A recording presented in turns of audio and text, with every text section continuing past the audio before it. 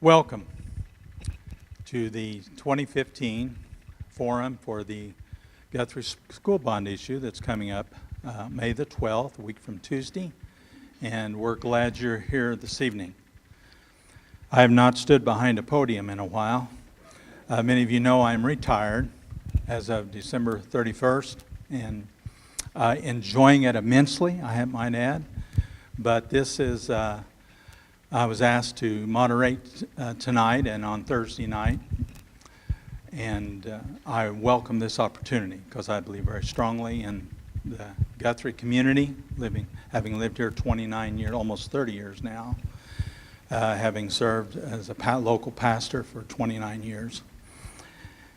And this is a very, very important issue for our school system, for our community, and for our students and teachers and others.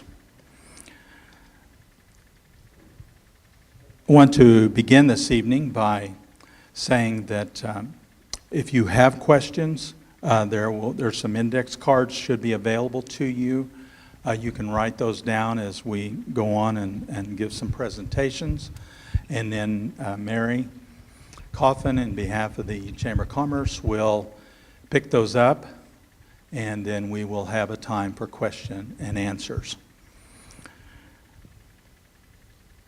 I'd like to welcome some guests that we have tonight, representing the Board of Education, and they will share briefly this evening as well. Terry Pennington, our president, Jennifer Bennett Johnson, who's the clerk of the board, and Janae Pearson, who's been a long time a member of the board as well. Of course, from the Guthrie Public Schools administration, Dr. Mike Simpson, superintendent of schools, Dennis Schultz, assistant superintendent, there he is in the back, Doug Ogle, executive director of personnel and secondary education. Where's Doug? There he is, okay. And Carmen Walters, executive director of federal programs and elementary education. I saw Carmen, there she is. We have a representative from the Stacy Group Architects, Mr. Sean Willis. Okay. And we have a representative from the Municipal Finance Services, John Wolf. Oh, there he is, okay, coming in. We're going to begin by having a perspective from the Guthrie Board of Education, and it should be very informative for us to hear from them. And then we will have the bond informational presentation by Dr. Simpson. So at this time, I will turn it over to our Board of Education representatives to give a perspective. Okay?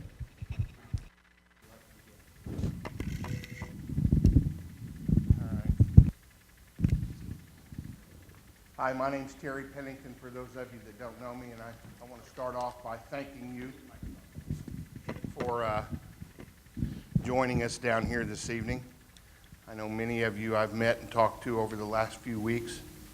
We're supposed to give you a perspective of why we arrived at this crossroads that we need a school bond in Guthrie, and kind of explain our point of view to you. I put children through this school system. I just had a daughter graduate and go on to Oklahoma State University, and recently got married, and I'm extremely proud of that young lady. She went to Guthrie schools. I have a daughter and granddaughters in the Guthrie Public School system. You ask me why I think we need schools and we need improvements on our schools. How many of you have driven down Wentz at 3 o'clock in the afternoon? Most of the time you stop. Or if you've driven near Guthrie Upper Elementary, I assure you, you can't get by there. And when it comes to a cross street like Noble, you have two schools directly on that street, and then all the buses are feeding on that street. I have a grandchild that's 5 years old that's a student at this school. Do you realize that we have kids getting on the bus in the morning around 6 o'clock and riding that bus for a total of nearly 4 hours a day? 2 hours in the morning and 2 hours and again in the afternoon to get home? The schools are so far away, and people say, well, we're Guthrie, we're here. Guthrie Public Schools, independent school district, is 232 square miles. 232 square miles is our district. We service all the children in the 232 square miles. Do you know that we have around 471, at my last count, children south of Seward Road that are in kindergarten through 5th grade, south of Seward Road. I'm not talking about north, I'm just talking about south of Seward Road. There's 400 and some children in kindergarten through 5th grade. If I can cut the time that those kids spend on buses, I'm going to save the wear and tear on buses. I'm going to save the fuel expenses annually. I'm going to keep somebody's baby or grandchild off a bus for 2 hours a day. I think that's my responsibility. We can debate the school system and the school, whether funding for schools and this and that, and I'll be happy to speak to anybody anytime about that. I'm a very passionate, conservative individual that lives in this community, and I understand one thing as a retired federal law enforcement officer. If you don't support your children now, and you don't aid and teach those children to the best of your ability, you'll deal with them later in many other ways. So I encourage you that this time, that if we have robust discussions or different ideology, that we talk about it, but we think about the kids and the grandkids in this community, and we remember that this community that we're dealing with is a 232 square mile school district. And we have to deal with all of those kids every day, and I think they're doing a pretty good job of that, and I thank each and every one of you for coming. Good evening. My name is Jennifer Bennett Johnson, and I'm relatively new to the school board. This is the start of my second year. And I have had my kids in the Guthrie Public Schools since 2003, on and off. We lived in Stillwater for a while, which brings me to my job in Stillwater. I work as a construction manager for Oklahoma State University. And when we had the Long Range Planning Committee come in and these were individuals from the community, representatives from different backgrounds, giving their opinions of what they thought actually needed to be addressed, including new schools, maintenance issues, roofs, classroom sizes. And so when we were reviewing that, obviously being a construction manager, the facilities aspect of it, especially the maintenance part, really drew my attention. And when we worked on the last bond issue that went in November, which regrettably failed, our efforts were to address those maintenance issues and try and earn the trust of the community. I know there were a lot of comments made about not being transparent, but in all honesty, we came together as a board and we wanted to address immediate maintenance issues with a small bond. We weren't looking to deceive anyone. We didn't think about, a 1% drop actually equating to a 10% drop, which looked like a huge increase in taxes. We were really just trying to take a small bite out of a huge elephant and make some progress. We have some serious maintenance issues. Some have been highlighted in the newspapers. I know in a lot of the community addresses that have come up there. But this is important. Our students need a clean, healthy, positive work environment. And I know that there are a lot of concerns with going towards building a new school and the location. But like Terry said, we have 400 some odd students in K through 5 south of Seward Road, and that number is growing. Those communities are growing at 5-7% right now, and the longer we put it off, the further behind the 8 ball we are. So we're at a point where we've got to move forward. Regrettably, there have been bond issues in the past that have not, gone forward or made it through the community, but these are dire needs that we need to address right now. And I hope that you can ask any questions, get any clarification that you need. Educate yourself and your neighbors and your friends, and see if we can move forward with this. Thank you. Good evening, I'm Janae Pearson. For those of you who know me, you know that I live and breathe Guthrie, Oklahoma, and the Guthrie Public School System. I wouldn't have been serving this community for so long if I strongly didn't believe in our school system. Now, in my own world, my own bubble, I would like everybody to live inside Guthrie, Oklahoma, and every one of our schools to be inside Guthrie, Oklahoma. But that is not a reality anymore. We have got to understand that we have so many young people that are out in the southern part of this community, and we need to give them the opportunity to get a good education. Riding a bus, as Terry said, for 2 hours a day to school and from school is not giving them a good education, and it's not helping our teachers educate them. We need to go out there, we need to give them the opportunity to have a school closer to them. Understand it will be through the 4th or 5th grade, depending on how much growth we have in the next few years if the school's being built.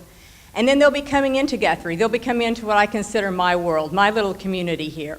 So there's junior high, they're going to be here. They're going to be here in high school. And as Dr. Simpson continues to remind us, we are all Blue Jays, whether we live in Guthrie or whether we live outside of Guthrie proper.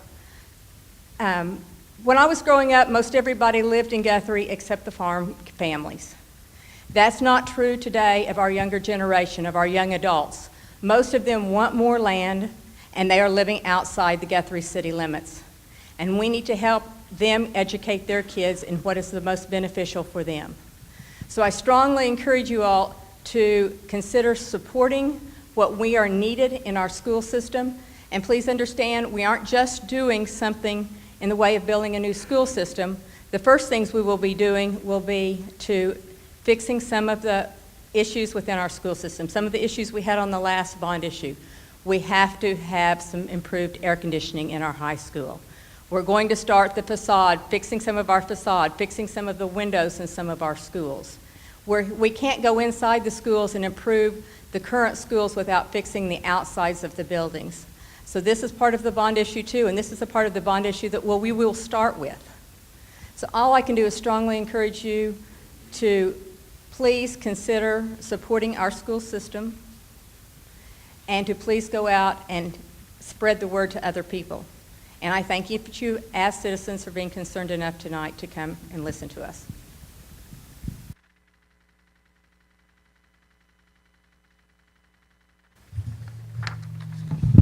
This time we'll turn over to Dr. Simpson, who will share with us the plan for the school bond issue and also to explain in detail the minute points related to that. So. Thank you, Dennis. If I don't get too much feedback, I'm going to walk down here. I'm going to grab a quick drink of water. Talk for a little while. First of all, I want to thank you all for being here. This community is special to all of you, and each of you it's special in a different way. And I appreciate that. I've been here for 3 years as superintendent. I have tried to understand some of the challenges, and I've tried to work where we can produce the best possible students that can make this community proud. And doing that is not free. It is free to the parents because it is public education, but it is not free to the taxpayers. But one thing that I want to mention is, at the end of the day, I truly believe that education is an investment, not a cost. And that mindset is what leads me to the job that I do every day. And so thinking of it as an investment instead of a cost puts us in a position where we can look at our investment and take it forward. And now I want to talk a little bit. First of all, we talk about one plan, one purpose, one district, and you've seen that around town some. I'll explain that in a little bit, but when we talked about a bond issue and the package that we were trying to put together, we developed some objectives. And the first thing is to begin a maintenance plan for our buildings. We have been forced, because we have not had successful bond issues, and we have old buildings, and we have growth, we have been forced into a plan that is reactive, not proactive. And that has put us in a position where when we react, We're always reacting instead of being out in front of our challenges. The next part is to develop a plan to address our overcrowding of our classrooms.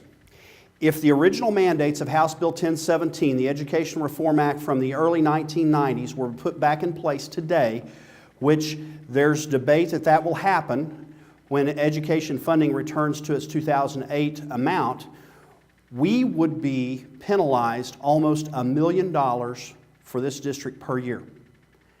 And the reason for that is our classes are overcrowded. And it's not a matter of hiring more teachers. We don't have classrooms for them to teach in. And so we have to, and that has nothing to do with addressing future growth that we know is coming if you drive around outside of the city limits of Guthrie. The next thing, reduce time students spend on a school bus. Our earliest student gets on a bus at 6:06 a.m. And the reasons for that, a lot of it is geographic. Our growth is not near our schools. And because of that, and because of some of the challenges with our roads and things that many of you are very familiar with, we have to start very early. The students that live nearest to the land that we have recently purchased, their average board time in the morning is between 6:20 and 6:40 every morning. I live fairly close to town. I live in Mission Hills.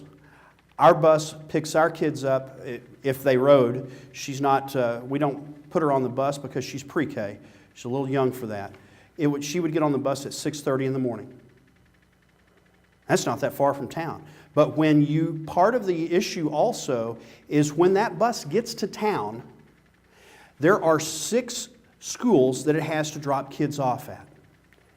And if you've driven through town in the morning or in the afternoon, you see that we've created our own traffic jam with our school buses because all 6 schools have to be touched by every bus. But by going to neighborhood schools, it reduces by at least 2 the number of schools that a bus has to drop kids off at or pick them up in the afternoon. Ease in-town traffic congestion, what I just talked about as well. Again, going to neighborhood schools allows us to not send buses to as many different schools. Eliminate the need for portable classrooms. That's a goal.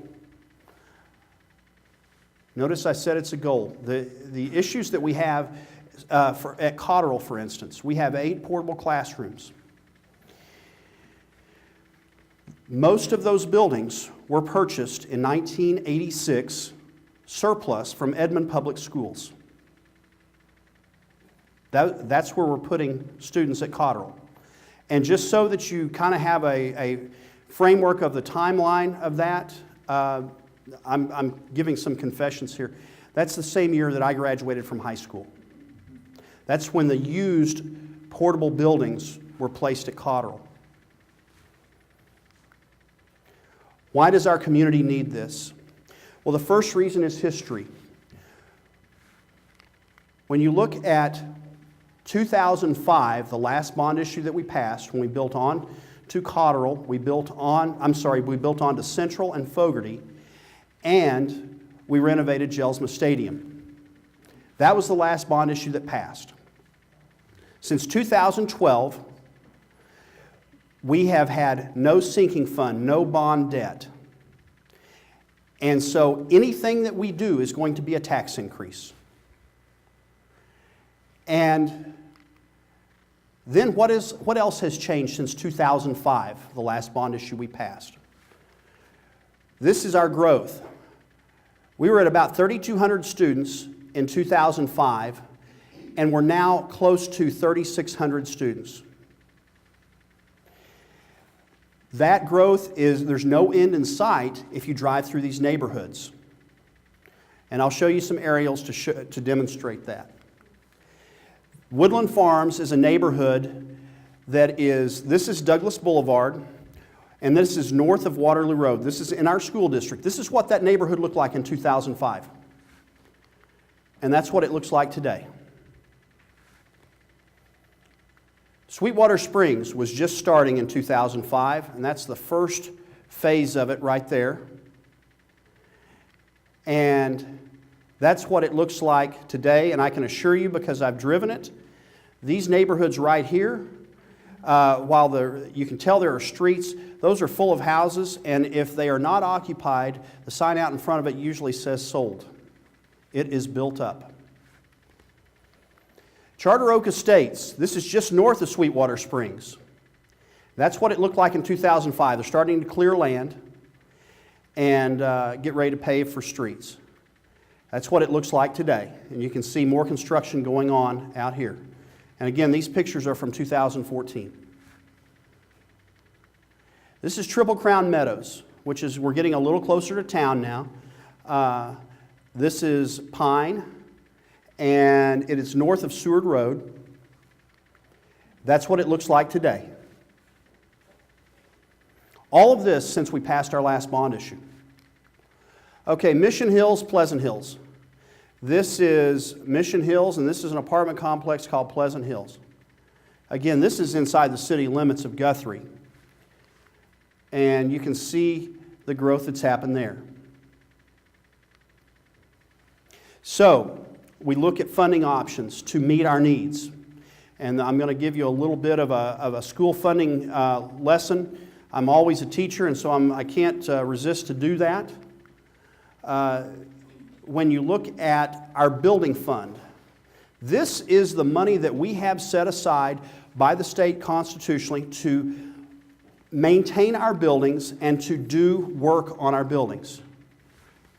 And this is an annual, this is what it looks like approximately every year. And this grows as our property assessment grows, but it doesn't grow in enough to adequately provide for our buildings. We get about $640,000 a year in building fund. And we have 6 school sites, 7 if you count Favor. So that's what we have to work with. And the $300,000 number right there, routine maintenance, that includes supplies and items, paper towels, toilet paper, things that you have to operate the building. We have a $225,000 that we hold back for emergencies. Notice I mentioned that we have to be reactive, not proactive. Okay, an example of an emergency that happened after the last bond issue failed. We had heaters go out at Fogarty. First really, really cold days of the year, and the heaters failed. Well, the question can be said, okay, why weren't we taking better care of the heaters? Well, the heaters were put in 1996 at Cotterell, the junior high, Central, and Fogarty. The heat and air was placed in there at that time in 1996. There's been no plan to be proactive to replace those units before they expire. And so we're forced to replace those units when they go out. Again, reactive versus proactive. The next part, we reserve about $115,000 to do some things annually in classrooms that, such as flooring, or we had bleachers that were prone to falling over on students, which is really not a good thing, and so we replaced those in the high school gym.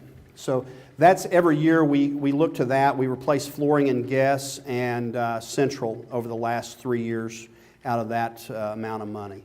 So that's the building fund. Then you look at the general fund. And this is our big budget. This is what we operate the school with. And you can see 84% are tied up in salaries. And that's actually a low figure for an average school district. And then 10% are in fixed operating costs. Those are such as utilities, cost of insurance, the things that we have to have in order to keep the doors open. And so what you're left with is 6% of that budget that is discretionary. And when we say discretionary, that can mean instructional supplies, that can mean paper, that can mean software for a certain classroom, all kinds of things like that. And so there's not a spot in there to build a school, and there's not a realistic spot when you see the estimates to perform the kind of work that our buildings need. So we look at bond issues, and they require a supermajority to pass, 60% yes vote. If you looked at that chart that I had up there a moment ago from 2005, most of those bond issues had a simple majority, but they didn't have a supermajority. And that's required in order to pass a bond issue in the state of Oklahoma. It's funded through your property tax. You can bond up to 10% of the value of all taxable property within the district. So in other words, if you look at the value of all of the property within our district, what I call our credit limit is 10% of that, which is roughly $13 million as it stands today. And that figure fluctuates based on what the assessor assesses our property at. We can vote for bonds that exceed 10%, but we can never exceed that credit limit. So we can have one vote that authorizes more than 10%, but we have to pay some of that back before we can do the other projects. And that is a series bond, what I described right there. And so when you see bonds that are voted in an amount that exceeds bonding capacity, issued in a series so bonding capacity becomes available. And we never exceed that credit limit. Okay, this is what our surrounding districts look like.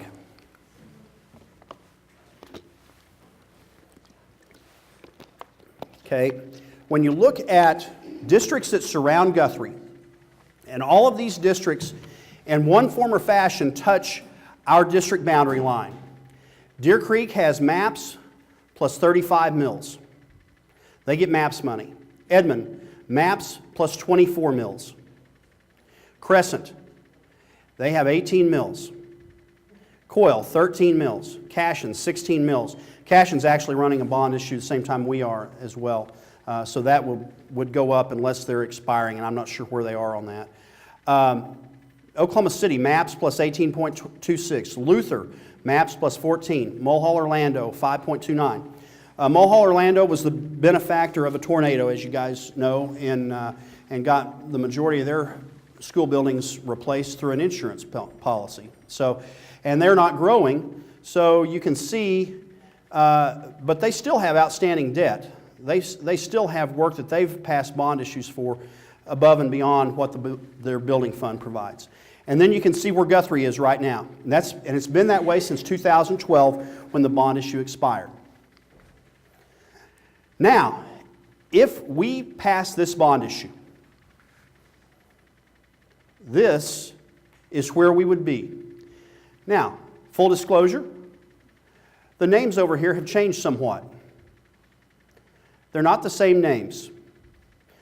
But there is a common thread among all the districts that are listed here that, and it's not geographical because Stillwater is kind of an outlier in there.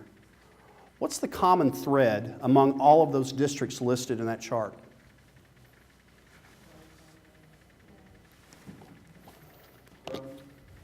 Growth. Those districts are growing. We're among those. The districts listed are close to us in proximity and are showing growth. And that is the amount their community has dedicated to address their growth, in addition to what they are constitutionally provided through the state of Oklahoma with ad valorem tax. So when you look at where we would be versus all of these districts right here, you can see that we're still going to be well below that. This is another interesting statistic that I ran into. In Class 5A and 6A, there is one school district in the state of Oklahoma that does not have an additional funding stream other than building fund and general fund to run their school district. And that is Guthrie. When I gave this, the presentation before the last bond issue, it was a little bit different because McAllister was in the club with us. They had not passed a bond issue. They were at 0 on their sinking fund millage. Since then, McAllister has passed a bond issue for $500,000 worth of transportation, and they had a $2.2 million bond issue go down. And it went down by 1 vote. That was in February. That was for safety and security in the school buildings. So if you think your vote doesn't matter, regardless of how you feel about the bond issues or the elections, I just always tell everybody, ask the people in McAllister if their vote matters, because obviously it does. Will your taxes go up? And the answer is yes. In 2012, our debt expired. We're down to 0 on our sinking fund. There is no way to do the work we need to do without raising our taxes. And so how much? Well, if you have a $100,000 home, we estimate the taxes to increase about $1,306 per month. $150,000 home, increase $2,024 per month. We have sheets that I believe we've handed out to a lot of people in the audience that detail in $25,000 increments what that will be. And let me be very clear. Those don't stack on top of each other. There's a nasty little Facebook rumor going around today that they do. They don't stack on top of each other. Each year, that's how much it is over what you're paying today. Don't add them together. What's in that column, and I have John Wolf here from Municipal Finance Services that can attest to that. If somebody had a Bible, he'd probably swear on it. Hope. That nasty little rumor, that's misinformation to divide this community. That's all it is. Because it's not true. And that came out this afternoon. So don't stack that on top of each other. But the other thing I'm going to tell you is, you're going to hear a percentage, and I'll tell you what the percentage is, 20%. You're going to hear your taxes will go up 20%. That's about right, because they're at 0 right now.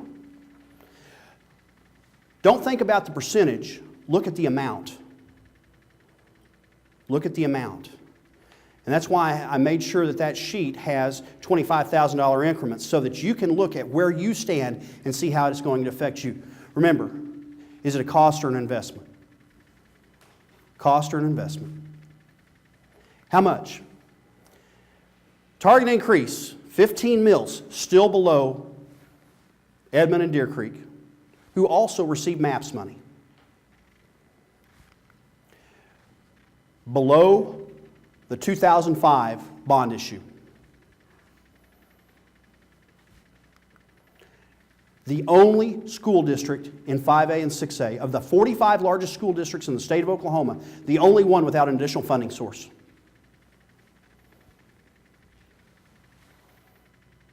By the way, McAllister's running that bond issue again on May 12th. Be interesting to see how that goes too.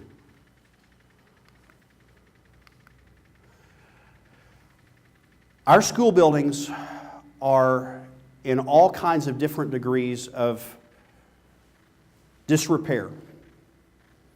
That's nobody's fault. That's the reality of wear and tear on your buildings. If we were a proactive district, the discussion we would be having tonight would be about renovating Guess.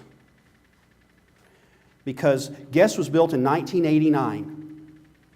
It's the newest school building that we have, and it's starting to show its age with its heat and air systems, and one other thing that's going to be on here, which is their roof. We would be talking about a total renovation of that building, infrastructure-wise. Not because it was poorly built, but because it's time. But we can't have that discussion because we have more pressing needs. Our buses, we've had transportation nightmares. The buses that we've had on the road, and we did a lot of work with our transportation fleet last year. The vast majority of the buses we had on the road as of last year were 2002 models. We still have a few of those, but we have purchased used buses, and we've been able to buy more buses by purchasing them used. And we're trying to address that outside of a bond issue, because the needs of a roof over a kid's head is greater, in our opinion. And we've about accomplished that with what we've been trying to do through our purchasing. And I want to credit Dennis Schultz for, he is the financial person for the district, and he's been here through several different superintendents, but does a wonderful job of hiding money from me. That sometimes irritates me when he comes in and says, well, I think we can do this. And I say, where did you find that money? That's because we've been good stewards with our money.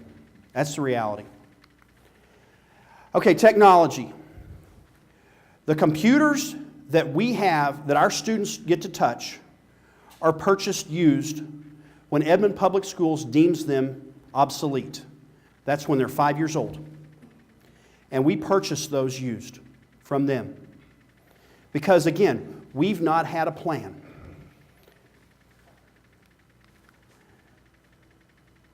We continue to increase enrollment. The city population is stable, but the county population continues to grow. And we've got to address that at some point. We have more students that live outside the city limits than live inside. We've been buying stuff until this last year. We've been buying stuff on lease purchases because that was all we could afford. I've said this before, it costs a lot to be poor. It costs a lot to be poor. And that's where we have been. We've tried to stop the lease purchases. But again, when you're reactive instead of proactive, you have no other choice to provide your services. Right now, construction is at a prime time to be doing this. The interest rates are very low. If you go to the polls and see the ballot, it's going to say the cap on the interest rate is 10%. The reality is the interest rate that we will receive if we get this passed will be around 1%. That's what we would expect. Accurate? On the first series of bonds. Yeah. You know interest rates are going to go up. That's why you're trying to, he's hedging his bets because he knows interest rates will go up, just like any financial guy will tell you that. So what are we talking about? What are we going to do? Well, the first phase is going to look very similar to what we talked about in November. Okay, and if you're sitting there and you're kind of, you didn't like what we were talking about in November, you're going, well, why are you bringing the same things back to us? The needs are still there. The needs didn't go away. Central Elementary, this is a building that was built in 1929, and we want to replace the roof. We want to replace the windows. It has single pane windows in it. We want to tuck point the exterior, seal up the brick, replace the heat and air units in there. You know, we had all the problems with Fogarty, but actually Central has the least reliable heat and air system. And so that's why we wanted to address that. $683,000, what our estimate is. Fogarty, built in 1937, a WPA building. Replace the roof, $360,000. Upper Elementary, built in 1989, again, our newest school building. Replace the roof. It's got the original roof on it from 1989. Almost $1 million to replace that roof. It's a large building with a large footprint and has a large roof. Phase 2, a new elementary school. And this is the site plan. We've even left room in there for a future addition. This is Charter Oak, And the land that we purchased is approximately 850 feet east of Douglas Boulevard, and it's on Charter Oak. This is a floor plan of what the building would look like. It has, I believe, 25 classrooms. Some of those would be specials like music and things like that. Again, the goal here is to get rid of the portable buildings, which are incredibly inefficient, unsafe, and we make kids go in and out of them. In this day and age of trying to keep everybody secure, having a portable building outside with an outside entrance is a very dangerous situation. Okay, this is the area that we're talking about. And, you know, I've heard people want to know, why would we build something down there? Why? That's a long ways from town. Sweetwater Springs, we had a visual of that, about 300 homes. Charter Oak Hills, about 200 homes. This all came from the developer. I've talked to the developer of all these neighborhoods. Whisper Glen, approximately 100 homes. Woodland Farms, 85 homes. A new development that started about 2-3 weeks ago. He's platted it out for 110 homes. And this right here is this represents the 25 acres that we purchased.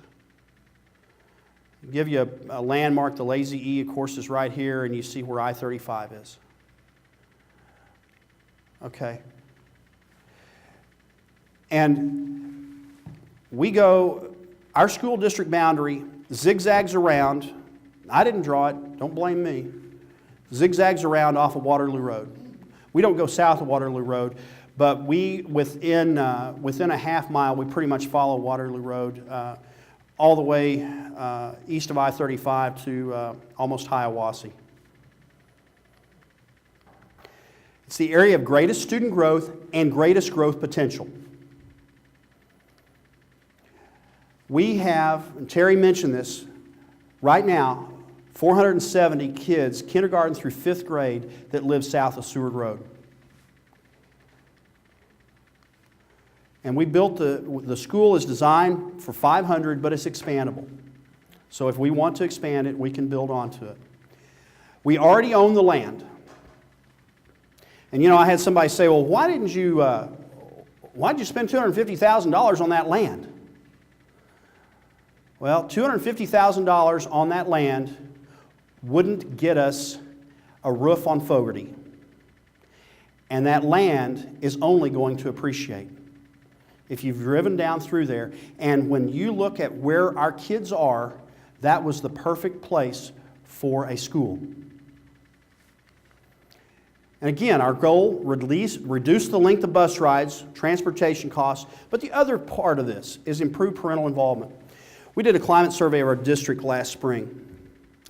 And the number one thing that our faculty and staff said we needed to improve on as a district was parental involvement.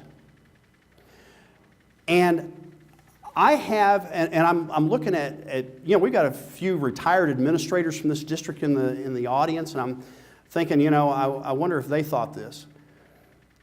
The way we're laid out is a barrier for parental involvement. And the way we're laid out with our grade centers is a barrier for passing bond issues. If you had a child or grandchild that was going to be in our worst school for 6 years, would you be motivated to help the school district find a way to make that improved, whether it was through building a new one, renovating it, or whatever? My answer is, I'm betting you would be. But if they're only there for 2 years and then they move on to a building that's better, you forget about it. You forget about it, you move on, because that's what parents do. I understand that. You move on with your life. But if you had 6 years in that building with your child, in that building that is realistically unacceptable, you would be motivated to make sure that this community answered that question. The length of bus rides. Why are they that long? I'll answer your question. They're that long because that's where our kids are, and when we pick up all of those kids and then bring them to town and they've got to make 6 stops and fight through the traffic once they get here, That's what we've got.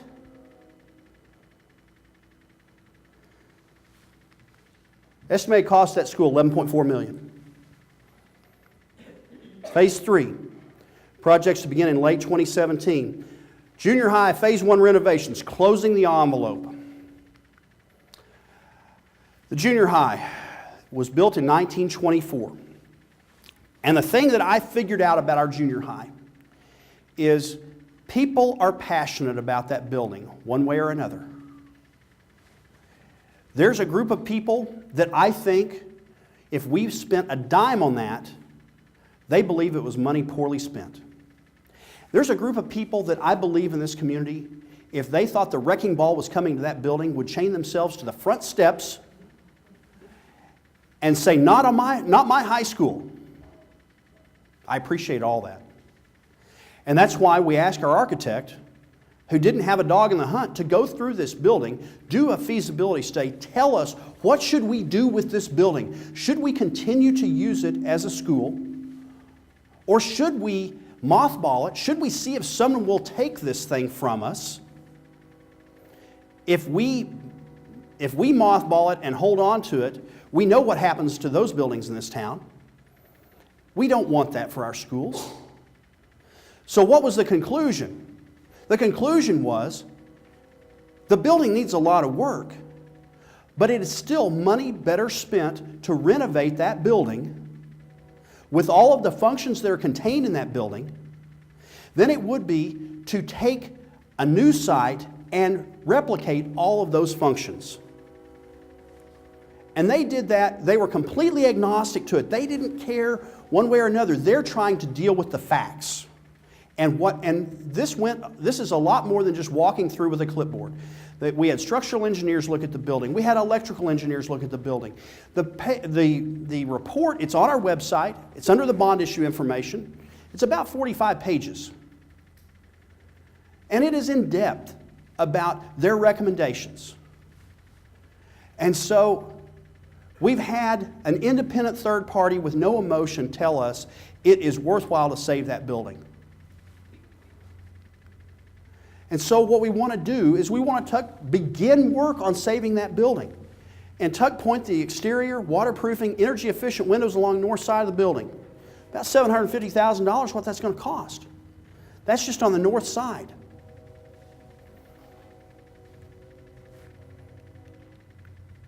Now at the high school.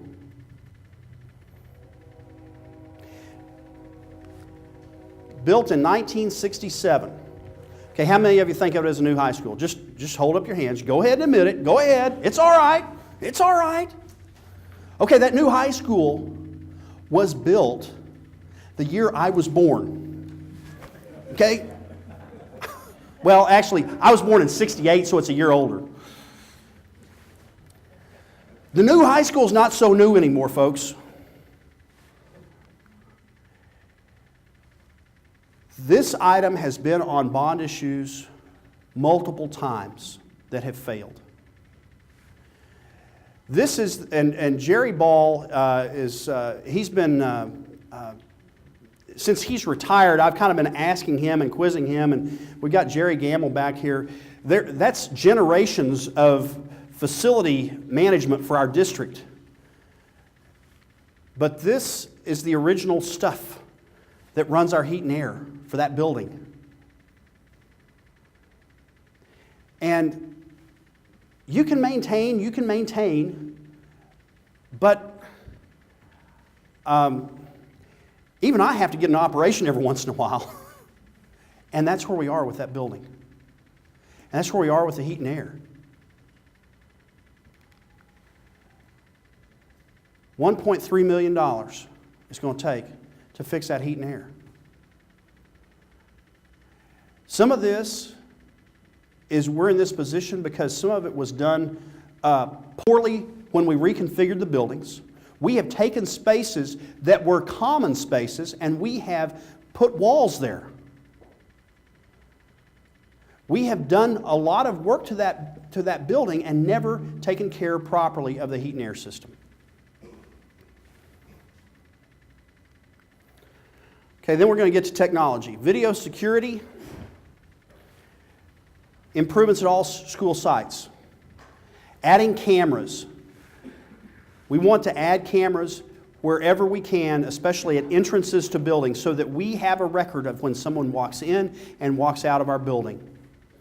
All of our buildings are secure in the sense that we have ID cards that you have to swipe to get in now, or we have a camera out there at the entrances where a secretary can look at that and make the decision to let someone in or not. But we want the additional safety there and also to monitor our students. Network upgrades to our current system. Even those $5 computers that we get from Edmond need to have a network to operate on. And we are in need of upgrading that. And then we want to begin to address the computers that we have that are purchased from Edmond and start getting into new computers that are under warranty, which ease some of the pressure on our technology staff. $500,000. There is a summary of the estimates that I went through. Now let's talk about one plan, one purpose, one district. When we rolled out the last bond package, I heard, you're just putting Band-Aids on this stuff. You're just putting things out there, and we're not really taking care of what we need to. We're not addressing the elephant in the room, which is our growth in southern Logan County. We're not addressing all this stuff. This addresses a lot of that stuff. But it starts a plan where we can begin to be proactive. We've talked a lot about, well, if this were just on there, I'd support it. Or if this were just on there, I'd support it. Well, good luck on ever getting the community together where everyone supports it 100%, because that requires compromise.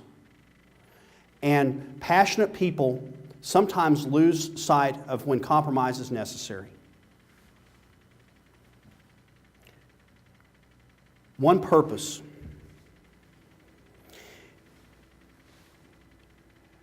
Do schools, the condition of schools, make a difference in education? Environment matters. And here's what I say to that. You can have the best teacher in the world and they can do a great job, but nothing speaks better to the commitment a community gives to education than how their facilities look. Nothing speaks better. And the commitment to education in this community has not shown. When I get asked by a student, why doesn't the community support us? I need somebody to give me an answer. Is it because you thought one thing on the bond issue wasn't good? Now, the next part of this, one district. Janae touched on this, Ms. Pearson. Since I came to town, I've heard South County, Guthrie proper, suburban growth, all this stuff.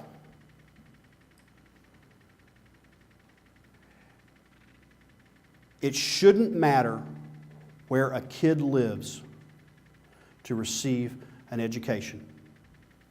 Shouldn't matter. Our job and the community's responsibility is to provide an education for our students.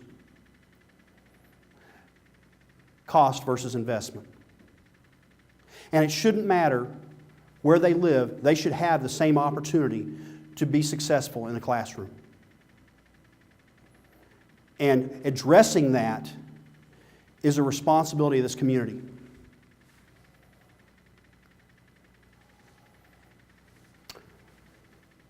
Okay.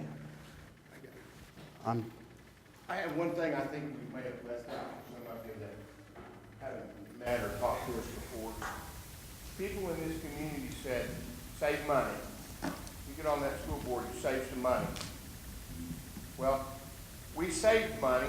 We bought buses out of district funds, and we didn't run a bond issue like a lot of the communities do. We saved that money.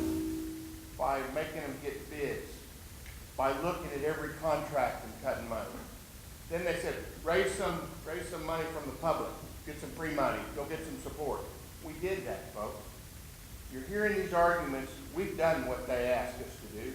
We raised $100,000 from the community to build new barns out at the ag school. Did all of you know that? We went out and raised $100,000 and built buildings for our ag department at the high school.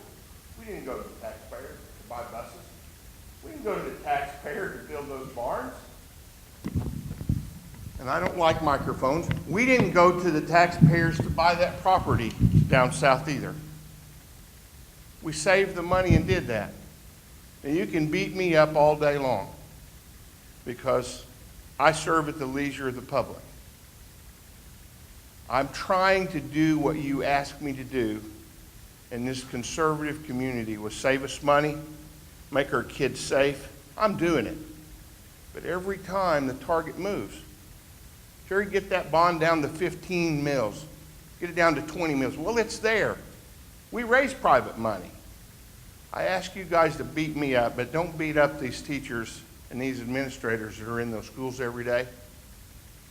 I'm a big old boy. Bring it. I'll talk to you about anything, anytime. But, you know, you can change why you don't like this bond today and again tomorrow, and you can, find something wrong with it. Why don't you get up and get out and help us find something that's right with it this time? I don't make the law, the legislators do. The legislators don't like how we're supposed to raise money to build a school. They can change that. If people don't like what we're doing, this is America. I protected and defended this country for over 25 years of my life, and I'd do it again tomorrow. You don't like how our school system works, change it. You want vouchers? Change it. We don't have those right now. I can't help that. You want homeschool? Okay. I'll die for your right to do it. But quit being a moving target. If you want to really debate something, stand still, stand up, and let's talk about it.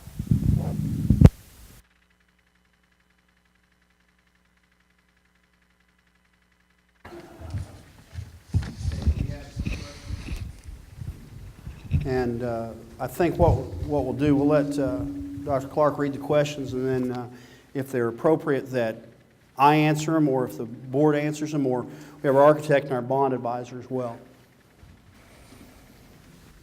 Okay, and by the way, Dr. Simpson, thank you for your presentation. It was very informative, and the PowerPoint presentation was very well done. The first question, why Phase 3 takes 7 years to pay off, only 2.7 mil, and Phase 3 has a higher millage than Phase 2, and Phase 2 is 10 years, but it's for 11 million. How can you get 11 million in 10 years? John, you want to address that? There you go. I got one for you. Take it.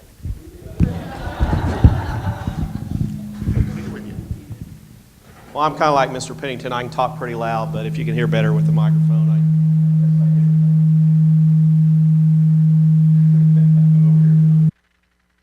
All right. Anyone here? Hello?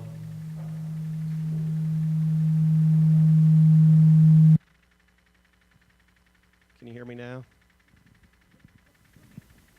Is it? Okay, that's better. What we're looking at with the 16.2 million is to meet a couple of objectives that Dr. Simpson had addressed. I'm going to try to explain this as simply as possible. There are two goals or limits that we are addressing with this election. We do not want the mill levy to go over, significantly over 15 mills. So that was our target. And millage is based on the actual principal that you pay back on bonds, which is taking a bond and paying it out over time, and the interest associated with that bond issue.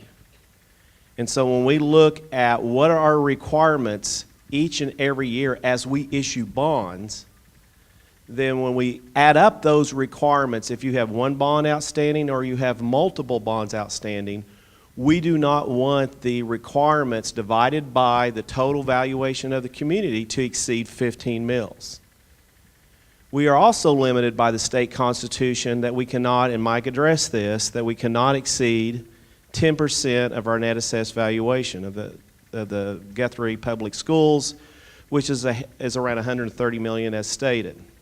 So at any point in time, you cannot have more than 10% or $13 million outstanding. Now, hopefully in the future, as years go by, that you'll see growth in that net assessed valuation within the total district, and that actual state constitutional cap will increase. But with those two limits, a constitutional limit and bringing this to the voters, and as Mr. Pennington had stated, we looked at the last election not to exceed 20 mils, and we were asked, well, we think that might be too high, so bring us something back. And so we spent hours and hours looking at what's a fair millage, and you saw a lot of comparisons to other school districts that are geographically close to Guthrie Public Schools and those that have similar growth patterns that Guthrie Public Schools has. And you can see at 15 mils, that compares very favorably to the benefit of the taxpayers in Guthrie Public Schools to the millage that we saw in other other school districts such as Edmond, Deer Creek, and then other growing school districts such as Stillwater and other districts that was shown up on the PowerPoint. So we have to take those limits and structure what our priorities, what needs to get addressed first.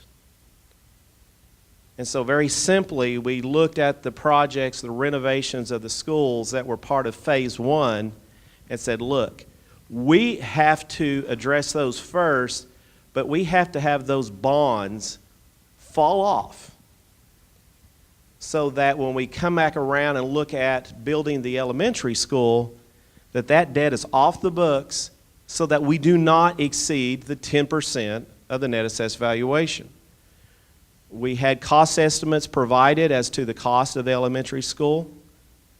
We're looking at $11.4 million. So if we were looking at $13 million as our cap, and we looked at $11.4 million for the elementary school, you take $13 million, which is your constitutional debt cap, you subtract 11.4, that leaves you 1.6 million. But we had to address those more immediate needs at the other schools first, and so we had to make sure that once those bonds were issued, they're paid down just like a typical loan, but they're paid out evenly over time.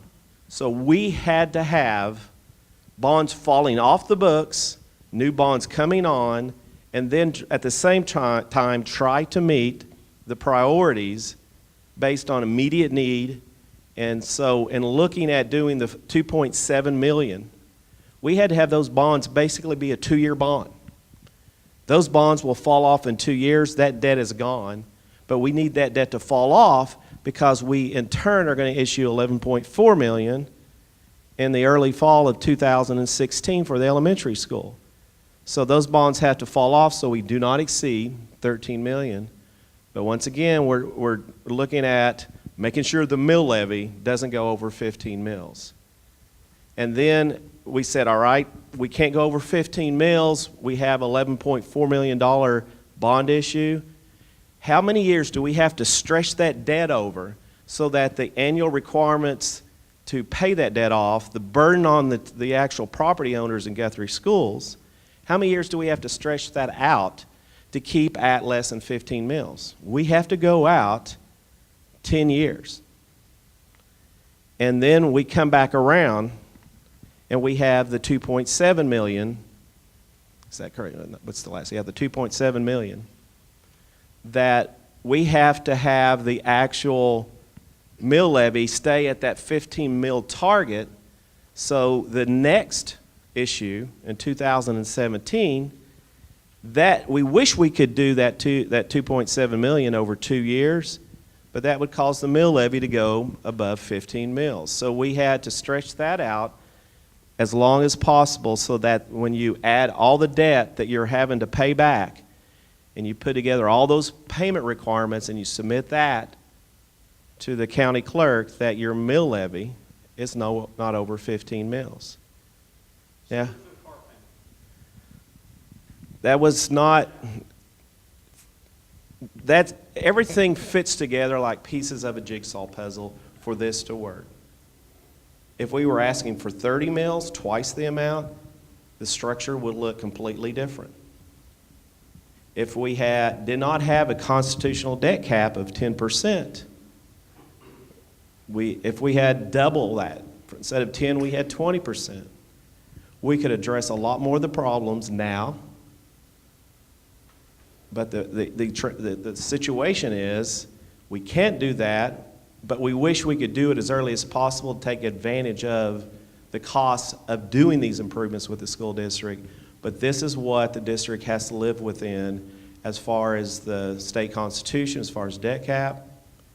And this all has to work at a 15 mill levy that we have determined to be what will be presented to the voters at the election next week. That's the best way I can explain this, but it's trying to the best of our ability, keep it no more than 15 mills and not to exceed the debt cap in any 1 year. So, Thanks, John.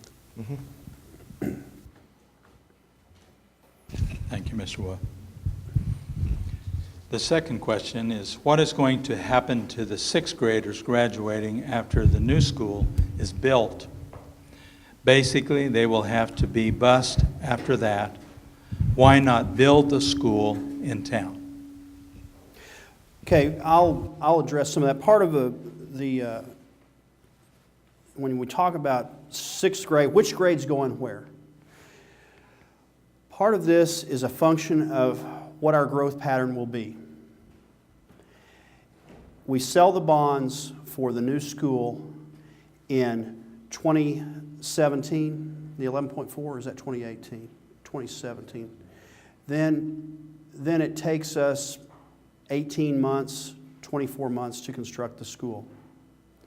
Okay, can anybody tell me with strong conviction what our district is going to look like at that time? With the growth that we have, it's very difficult to predict. But when we talk about building in town versus building where our students are, we're trying to address the area of greatest growth and greatest growth potential so that we can reduce the length of the bus rides. And that's the reason that we purchased the property where we did, because that is where we are growing. There is no other district like us in the state from a transportation perspective. There is no other district that is in Class 5A, 33,000 to 4,500 kids, that has so much growth away from the center core of our community. And because of that, that uniqueness lends it to, we have to address that in a different manner. And when we talk about 5th and 6th grade, the 5th and 6th graders would stay at Guess, which would give Guess an additional room to grow as well, because we've taken the 4th graders out and placed them into the other school buildings. And that's when we go neighborhood schools district-wide. Okay?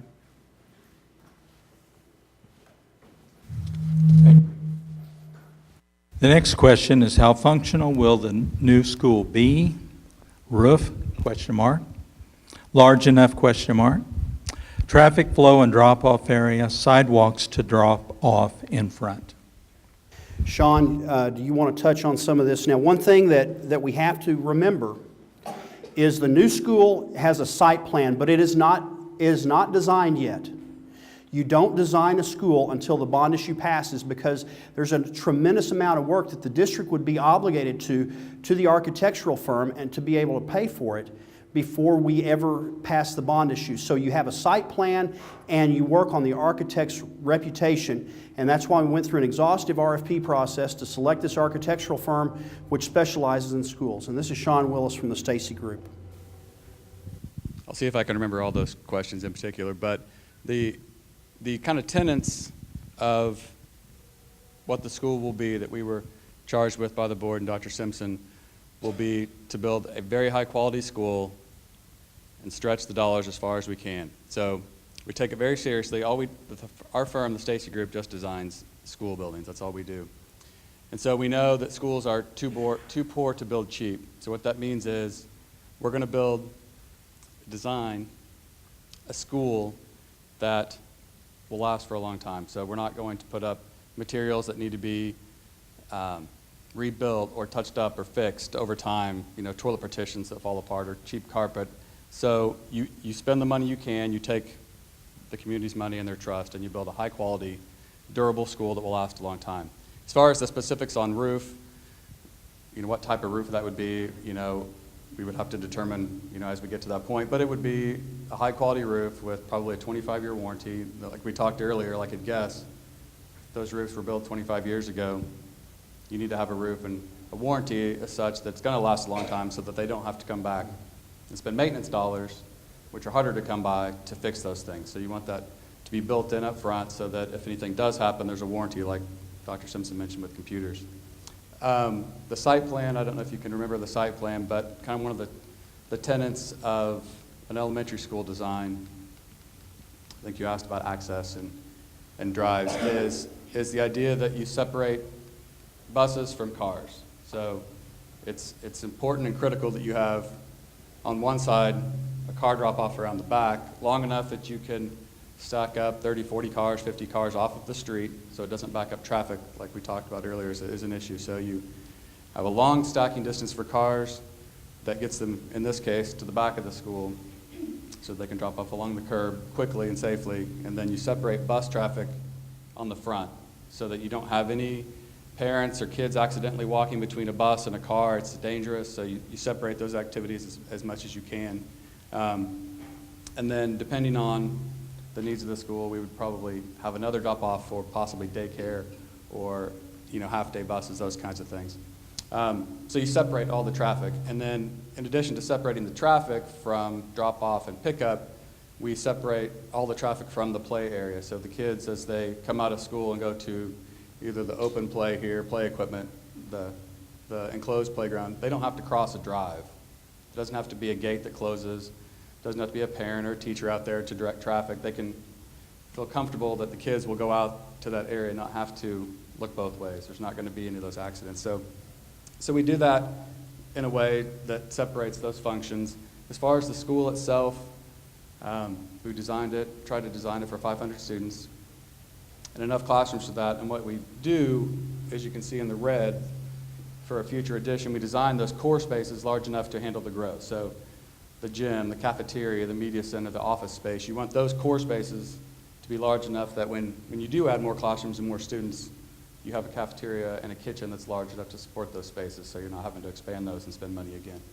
So, and again, the layout of the school, security is paramount today.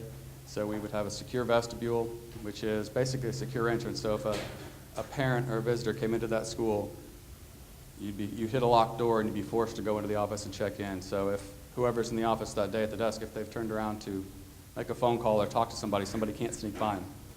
So you lock them you protect them at that entrance, and then as you can see in the orange are the corridors. And so what you do is you lay out a school that only requires, in this case, 3 people or 3 cameras to stand there and watch all those entrances and exits. So if you didn't have an emergency, you could have either looking at a camera or a parent or a security or police to watch those entrances and exits so you know when people are in and out of the building and clear. And again, in this layout, one of the things we've done is, schools are part of the community. So we've laid this out so that you could use the media center, the cafeteria, the stage, the gym at night and lock that area off from the rest of the building so you can feel free that if you have the Y or some other club come in and use the gym, the classrooms are locked off. and they're protected, and you're not worried about any damage happening down the way. So those are just a few of the kind of key points. Okay. Thanks, Sean. Thank you, Sean. The next question is, will you put in writing on the ballot taxes going back to where they were before the bond? Okay. Terry? I'd be happy to answer that. I'm not going to give specifics. I'm not a teacher. Microphone. There cannot, in the great state of Oklahoma, there cannot be secret conspiracy bonds, okay? The taxpayers vote for this bond issue will drop off unless the taxpayers, again, voted for something else. I have heard people say, well, you're really getting this on, you're not going to take it off. We don't have that choice. If this bond is approved, it automatically, at the mature date when it's paid off, drops off. And the only possible way that could change is if the community again chose to vote for another bond, and you would have to see that election and that wordage or verbiage again down the road. It can't, there's no secret conspiracy, we're going to get it on there and it'll stay forever. The bond automatically drops off when it's matured unless the taxpayers, a super majority of the taxpayers, took action again and changed that.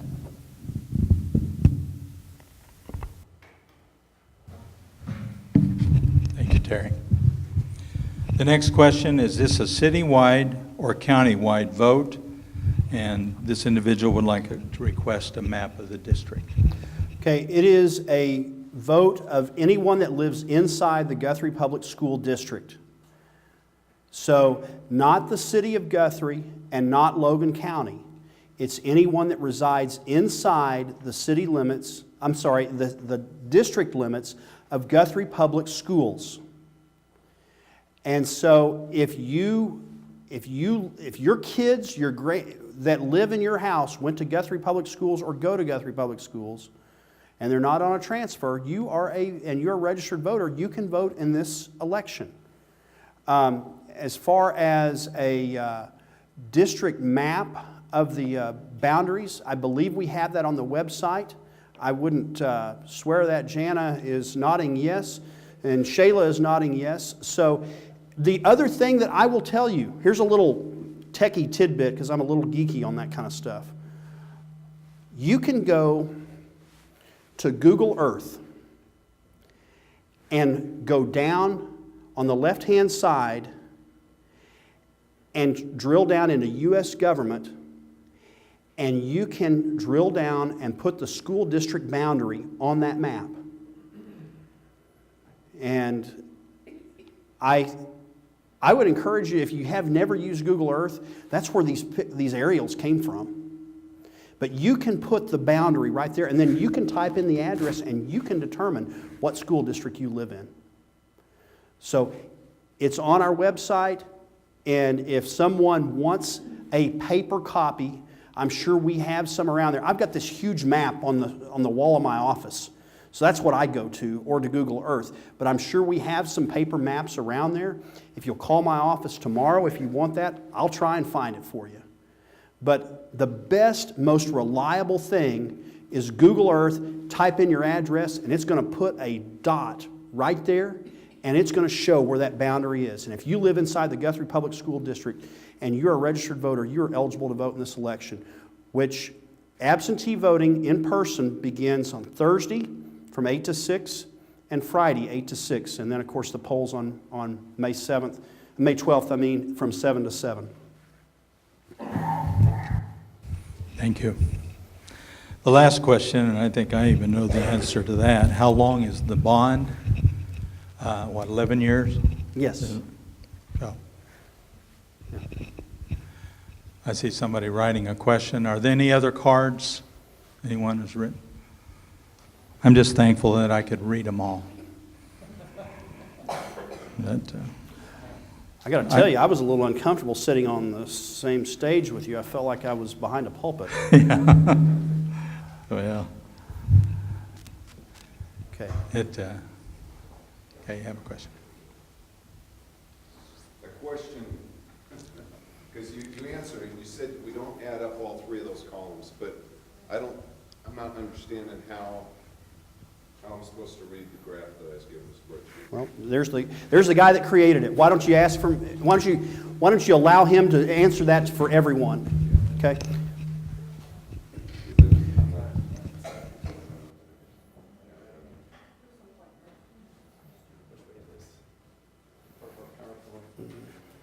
I don't think I've got it on here. Let's see if I can get to it.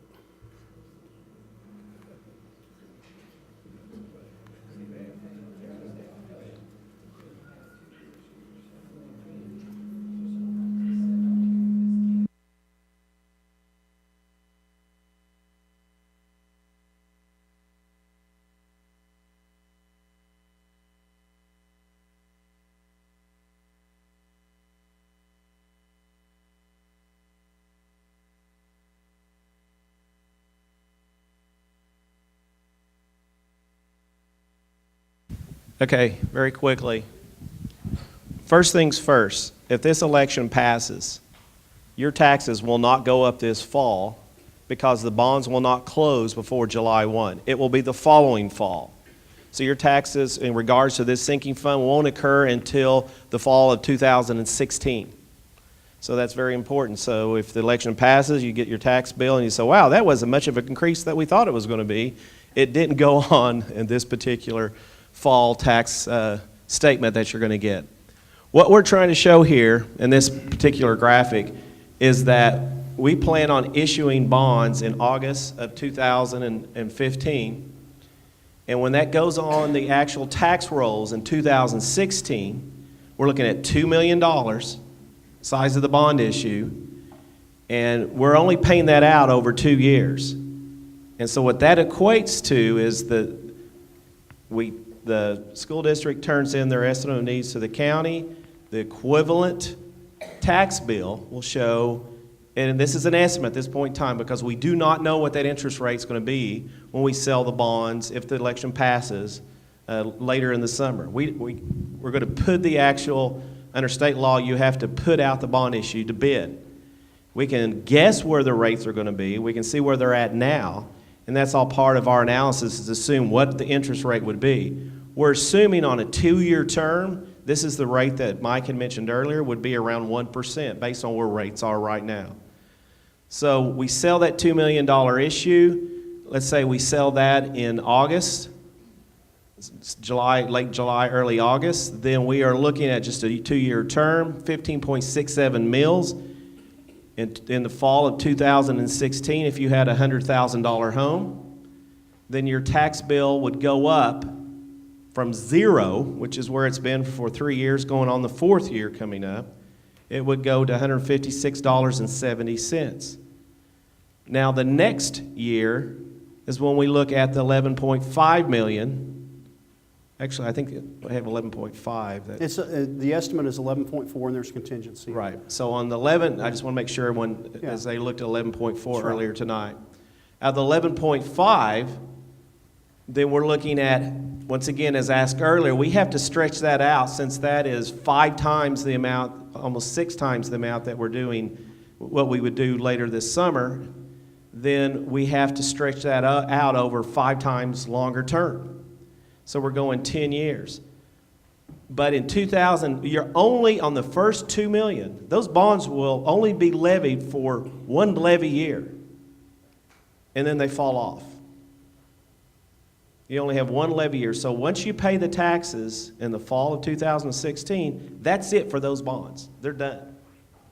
But you have the next issue, which is $11.5 million.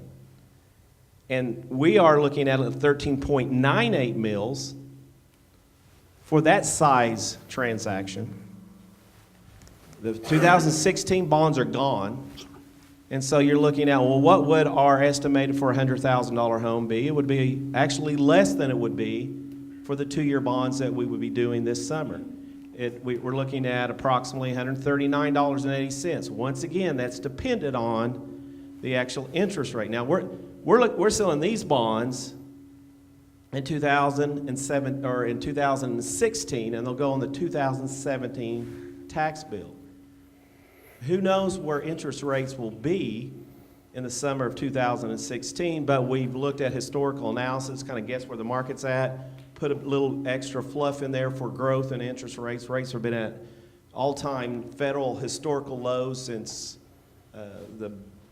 basically since the birth of the United States. So at some point in time, interest rates are going to go up. We provided for a little increase in interest rates, but you would look at $139.80 on a $100,000 home. That's what your tax bill would be over zero compared to where it is now.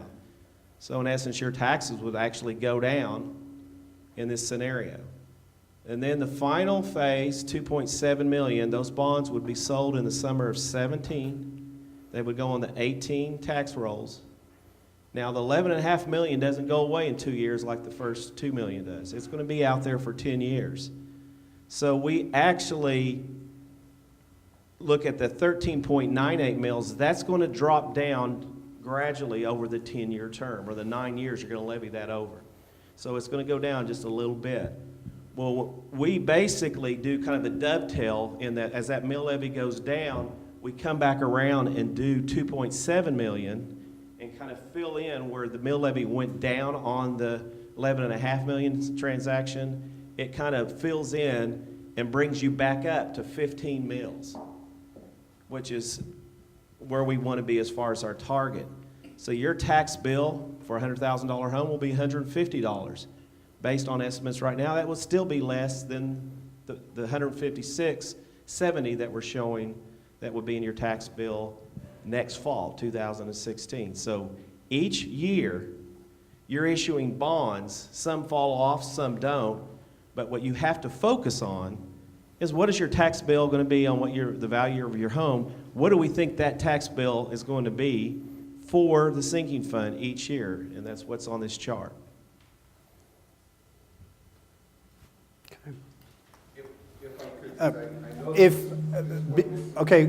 Being respectful of everyone, I'd like to, if anyone has any further questions, we'll stay afterward to address them individually. The evening is getting late, but I'll stay here as long as I need to. And I know that John and Sean and our board members will be happy to do that. Dennis, I think you have some announcements to wrap up. Well, as Dr. Simpson mentioned, you can vote early if you would like to vote on Thursday from 8 to 6 or on Friday, May the 12th, next Thursday and Friday from 8 to 6. Is that correct? This Thursday and Friday, right? Yeah, because next Tuesday is the election, right? So keep that in mind if you're going to be out of town and obviously, one of the most important things, I believe, is that, you know, I've been in Guthrie, as I mentioned, 29 years. I have a vested interest in this. I don't have any children in the school system anymore, no grandchildren in the school system anymore. But I had 2 children that got a wonderful education in the Guthrie Public Schools. I'm very proud of them. I'm very proud of what they received. I have a wife who taught for almost 20 years and was a school principal in 2 of these elementary schools for a number of years until she had to take disability retirement. Guthrie and the Guthrie school system and Logan County need to have this one purpose, one district, and one goal mentality. There's one other one. I don't remember what it was, but I didn't. I know I missed your 3 points. But I have always believed in Guthrie and Guthrie Public Schools, and we always talk about our past, and we have a wonderful past. But we need to be proud of our future. And nothing is more important than our children. Nothing is more important than their future. And we want to hold our heads high as people who live in this school system. When somebody says something about Guthrie, we don't want them to talk about our football team. Although that's important, we want them to talk about the wonderful school system that we have here. And it's not, I know most of you that are here this evening, you're here because you really deeply care. Some of you may be here because you're worried about taxes. Believe me, I'm on a fixed income now. I am worried some about taxes. But I know that this is more important than anything else. And I hope you feel the same way. May God bless us. I want to thank everybody for their presentations tonight. And I want to thank Chris Chris Evans for the sound system and the taping, whatever has occurred this evening. And if you do want to stay for a few minutes, I'm not going to give a benediction. This is not a church service, but I do thank you for coming. Good night.